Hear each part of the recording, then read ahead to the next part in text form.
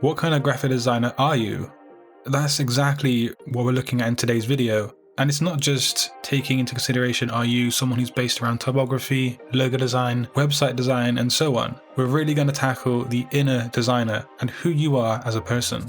You might be asking yourself, why is this important? Well, you will find out in today's video because it is actually really important to understand who you are, what kind of designer you are, so you can excel, progress, and also improve those skills. I'm Tom Satori, I've got my cup of tea, and let's get into today's podcast.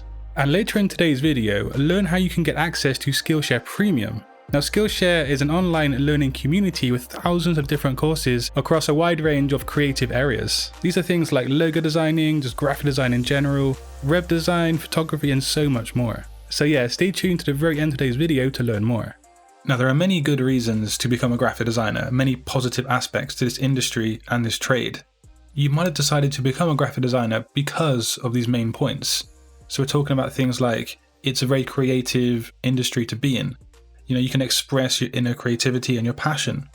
You can essentially end up working for yourself and being your own boss. And that's one thing that I really was attracted to this industry in the first place for. And like today, I can wake up and I don't have to answer to anybody, well, apart from my emails, of course. But I am essentially my own boss. And that's one of the greatest perks for me being a graphic designer. Also, it can pay pretty well. I mean, some people do overestimate the salary of a graphic designer, depending where you are in the world. But you can end up being in a position when you're earning a lot of money, sometimes more than, say, a doctor. But do you ever look at yourself as the graphic designer? Do you ever take a look at who you are and what kind of designer are you? Because it's very easy when we start working on projects and interacting with clients, we kind of get tunnel vision and we're engrossed in our projects and the things we're making and creating. We don't actively look at the decisions we're making or the things we're putting out from a kind of third-person perspective. One of the easiest and fastest ways to improve and churn out better work is to take a look at your things that you're making objectively and also who you are as a person objectively. Now, it's funny because often, but not always, people who believe their skills are great need some obvious improvements. And then those who put themselves down a lot and are very self-critical often have a lot of great potential and are making great work.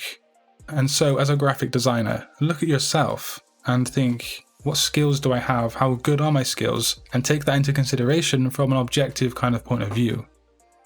Because yes, we all can improve and we all can better our skills, our workflow, and just the work we're putting out in general.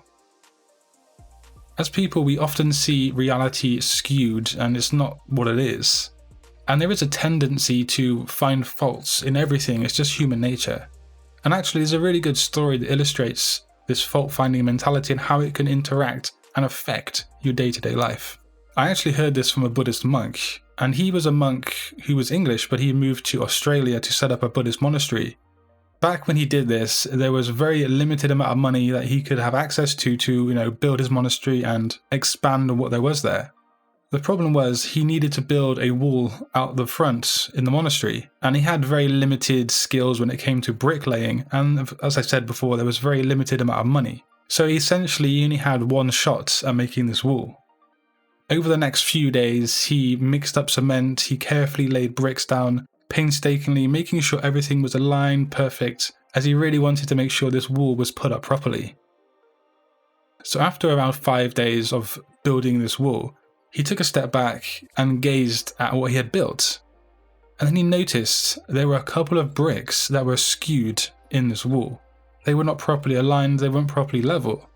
Later that night, he went to sleep. All he could think about was those two bricks, those couple of bricks in the wall that completely derailed the whole thing.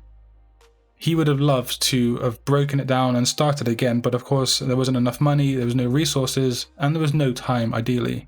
So the wall had to remain, and it was there in front of the monastery the whole time.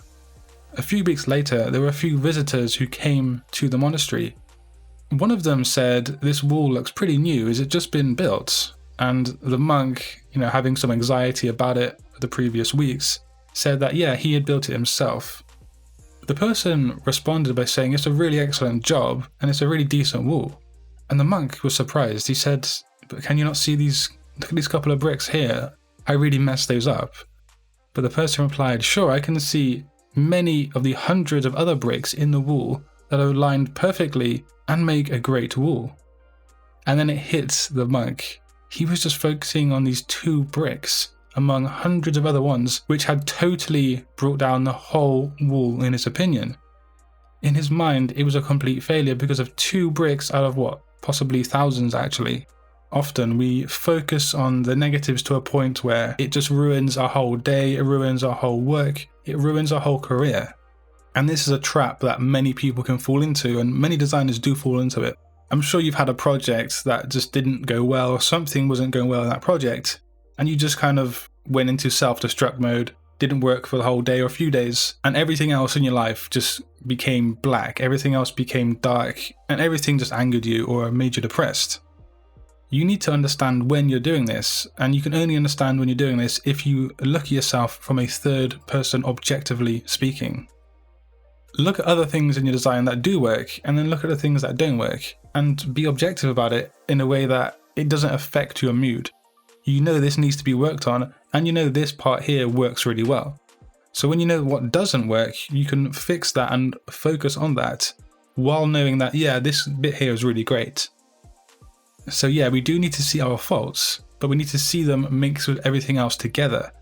We shouldn't be thinking in extremes of, oh, I'm such a great designer, I'm perfect, I can make the best designs every time. And we also don't need to be thinking that I'm such a terrible designer, I never make anything good. There is always potential there to improve and to boost up those skills. And it is funny when you look back and you see your work from say 2, 5, 10, 15 years ago in my experience. I can look at some designs that I created even going back just 3 or 4 years, and I'll be thinking to myself, why did I make that decision? That clearly doesn't work. Well, that's just the whole part of advancing and the whole part of evolving as a graphic designer and as a person in general. It's funny because at the time I probably thought it was really great, and I thought, this design worked so well, and I probably was so proud of it too. And I've also seen this in my YouTube channel, because I remember way back at the start, and around 2016, I had the worst microphone. I mean, my audio was terrible. I had a few comments saying how bad it was, and quite rightly so. I made really cheesy edits, and everything was just so poorly made and put together. At the time, I didn't know any different. I was just in that tunnel vision, and I settled for just what that quality was. And it's quite remarkable how I got some subscribers and viewers way back in 2016.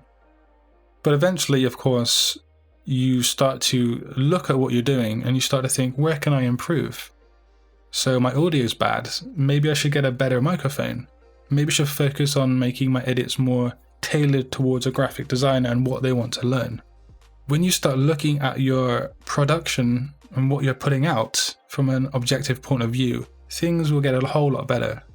And like I said, not many designers do this. It's quite rare that designers think about what they're doing from that kind of higher consciousness level point of view. But even then, progress in graphic design can be quite slow. But that progress can be sped up if you're actively looking at yourself and seeing what you're putting out and how to improve it. Never settle for what you're putting out to be perfect, because it's not going to be perfect and everything can be improved. But that's not to say that you should spend hours and hours and hours and hours and hours trying to, refine a design. There is a rule where, you get to a point where the design is 95% perfect. You could spend literally days trying to fill up that final 5%, but it wouldn't be worth it because the end result wouldn't be that much better. But yeah, the key to this whole thing is simply understand that you will make faults, understand that you can improve, and try to look at those areas where you can improve without putting too much emotion or kind of harshness onto yourself. We do have a lot of expectations as graphic designers and people, and some of those expectations are that we're going to get loads of clients, that we're going to progress so fast, and life is just going to be dandy sugar and candy as a graphic designer. I'm basically 33 now, and if I've learnt something in life, it's that things rarely ever go in the direction that you intend or how you intend. When I'm doing anything, if it's investing in something or trying to set up a new business plan, I always have a plan B these days. I never focus or put everything into that one plan, putting my eggs into one basket, so to speak, because that's very dangerous and things rarely ever go your way. So it's always really important to have a plan B and to have something secure, something safe to fall back on. And you can carry that into other aspects of your life. It's not just about graphic design or even just business. Having a plan B, or even maybe sometimes a plan C, is so smart and it's so helpful to just your life in general. One other way we get sucked into a tunnel vision mentality when graphic designing is just wasting time. We can be there at the computer, sucked into that screen, doing all kinds of things that might even not be effective to our career or our progress or our projects. The clock will just tick on by, and before you know it, it's lunchtime or it's the end of the day, and what have you got achieved? What have you done? It's another situation where you need to come out of yourself and view yourself from the objective third-person point of view and see, what are you doing? Are you making the most of your time? Is this going to help your career and your project? Now, what I personally like to do is I like to sometimes, not every day, but I sometimes like to write down a plan of what I'm going to do for the next day. And I will make this plan down to the minute, quite literally the minute. So I might say, wake up and stretch and meditate at 7:30, eat breakfast, 8:30, answer emails 9 o'clock, and so on. And for me, having this structured plan is so helpful to being creative, to being efficient, and just getting things done. I don't always go to the plan, I sometimes stray off it, or something happens to derail the plan. But the thought process is there, and I know everything I need to get done in that day, because it's there in black and white. And like I said, I don't have a plan every single day, but I do like to have one, at least a couple of times a week, just so I get things done efficiently and on time. Time is one of the most valuable things, and it does slip through your fingers, and the older you get, unfortunately, time seems to slip on by faster and faster. I want you to have a little think about yourself. So maybe close your eyes and just consider, what kind of graphic designer are you? What do you have to offer to the industry, to a client, to anybody? What needs to be focused on and improved? Maybe it's your portfolio. Maybe it's how you're actively searching for those clients. Maybe it's something as simple as you need better branding. Or maybe you need to focus on things like graphic design principles and just the fundamentals so your designs are top notch. What are those weaknesses that you need to work on? I think this kind of thought process is very rare, and it needs to be hammered home on a regular basis for improvement. But also consider things like, what is your passion in graphic design? What really ignites that gusto, that enthusiasm that's deep within? What causes you to be creative? Things that cause creativity might even be something external from graphic design. So, I don't know, playing video games, listening to music, and so on. If you were somebody starting a new business, would you hire you? Looking at your portfolio, how you interact with new clients, your work, everything about yourself, would you hire you? As soon as you ask yourself this question, you might have some glaringly obvious weaknesses that you need to work on. Do you feel like graphic design is for you? Do you think you are a designer? Can you be creative? Can you meet deadlines? If you have to work at an in-house position, can you be told to make boring posters or signs for a few months or few years, just so you can get your foot in the door and make your own way in this field? But yeah, it's funny, I wanted to be a graphic designer from around the age of 14. But before that, I went through the usual things that boys tend to go through. Is I wanted to be a pilot, I wanted to be an astronaut, and so on. And that goes back to my whole thing of life very rarely goes the way you intend it to. Because yeah, I was a graphic designer, and I still am a graphic designer for many, many years, nearly a decade and a half at this point. But I've now found myself on YouTube teaching people, or just offering advice, or just putting things out there for the graphic design community. I could never have envisioned that, and that's mainly because when I was 14, there was no YouTube, there was no social media, so that's one part of it. But yeah, life, it takes funny twists and it takes funny turns. So you should have that main passion, that main drive, but also know how to get there, have a plan B, and always try to improve.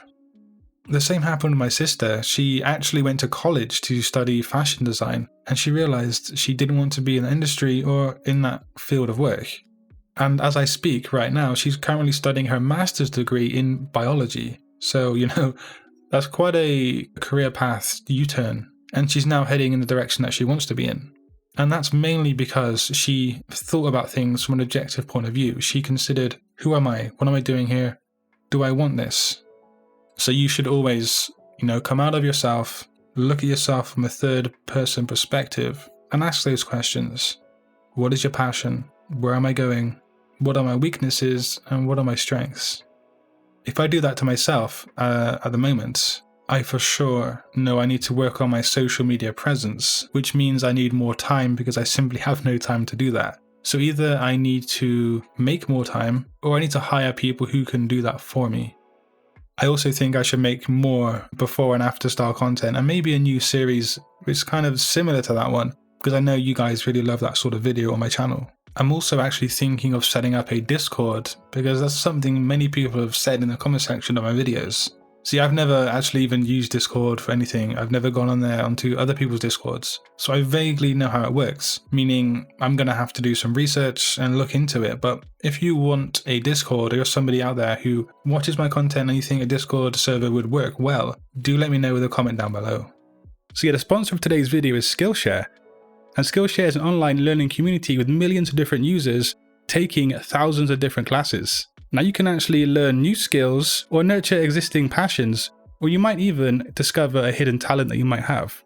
Now I'm actually currently taking a course by Gustavo Torres, and I'm brushing up on my skills even though my routine is pretty jam-packed throughout each day. Now Skillshare normally costs just less than $10 per month, but the first 1,000 people who click the link down below today and sign up to Skillshare will be granted a free trial to Skillshare Premium. So yeah, click the link down below and sign up to Skillshare and discover new skills today. But yeah, keep asking these questions to yourself, keep trying to improve, and don't be so harsh on yourself, because everyone can improve and we do have weaknesses and we do make mistakes. Welcome to human life on this planet we call Earth.